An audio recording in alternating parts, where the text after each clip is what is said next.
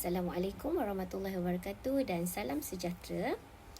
Dalam kelas PSB pada kali ini, kita akan mempelajari satu tajuk dalam bidang bahasa seni visual iaitu garisan. Okay, sebelum kita mengenali pelbagai jenis garisan, kita kena kenali dan fahami dulu apakah yang dimaksudkan dengan garisan. Okay, garisan ni ialah kesan titik yang bergerak dihasilkan menggunakan suatu alat atau media bermula daripada satu titik permulaan merentasi sesuatu kawasan. Okay, garisan ni adalah daripada titik-titik-titik yang kita hasilkan menggunakan media seperti pensel, daripada permulaan hingga merentasi kawasan sampailah ke hujungnya. Itulah garisan. Okay. Seterusnya, kita akan mengenali jenis-jenis garisan. Boleh melihat kepada gambar. Antaranya yang pertama ialah garisan halus ataupun garisan nipis.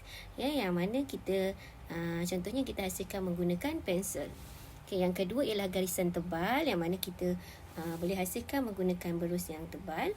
Garisan beralun, seperti ombak. Garisan berduri, garisan bergerigi, garisan berpancar, garisan berbulu, garisan berbiji, garisan berlingkar, garisan zigzag, garisan putus-putus dan juga garisan berserabut. Terdapat ada beberapa lagi jenis garisan, antaranya garisan melengkung. Garisan-garisan ini sebenarnya kita biasa lihat di sekeliling kita. Contohnya, kita boleh lihat pada alam semula jadi. Seperti mana dalam gambar ini, garisan melengkung yang terdapat pada daun, garisan tebal yang terdapat pada jalur-jalur badan harimau, garisan berserabut dalam pada rekahan tanah. Dan pada objek buatan manusia pun banyak terdapat garisan. Antaranya dalam bangunan ni garisan nipis, pada tayar garisan melengkung, dan garisan melintang pada landasan kereta api. Seterusnya kita dapat juga melihat garisan pada karya seni visual. Seperti mana gambar yang pertama, garisan berpancar. Gambar yang kedua ni garisan melingkar. Dan yang ketiga ni garisan melengkung yang terdapat pada kelopak teratai. Seterusnya kita akan lihat kesan garisan daripada pelbagai media. Contohnya bila kita menggunakan media pensel, akan memberikan kesan nipis kerana mata pensel tu yang nipis. Dan bila kita menggunakan pen marker akan menghasilkan kesan tebal pada garisan. Dan jika kita menggunakan berus dan dakwat, dia akan menghasilkan kesan yang kasar. Seterusnya kita akan lihat pula apakah fungsi garisan. Fungsi garisan yang pertama, garisan ni menghasilkan rupa. Daripada titik-titik bila kita lukis garisan akan menghasilkan rupa, dan garisan juga menghasilkan bentuk. Seperti bentuk kita hasilkan bentuk buah apple. Yang ketiga, garisan ni menghasilkan ton. Ton yang gelap bila kita menggunakan garisan yang banyak, dan juga ton cerah apabila garisan sikit. Yang keempat, garisan juga menghasilkan jalinan.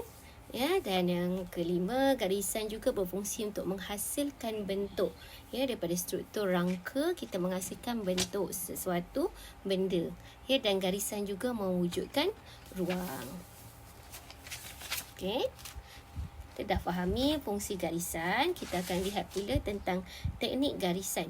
Macam mana teknik nak menghasilkan garisan. Antaranya kita boleh menggunakan teknik gosokan, ataupun kita gunakan teknik tiupan, yang kita menggunakan straw dan tiup pada warna air, ataupun teknik renjisan, teknik jahitan menggunakan benang dan jarum, teknik collage, teknik koyak kertas tu, teknik tenunan, menghasilkan kain tenun, teknik cetakan kita menggunakan alat cetak, teknik resist iaitu penyerapan, ataupun teknik anyaman yang selalu kita hasilkan tikar, teknik pualaman, dan juga teknik garisan. Ni antara teknik penghasilan garisan yang boleh kita gunakan.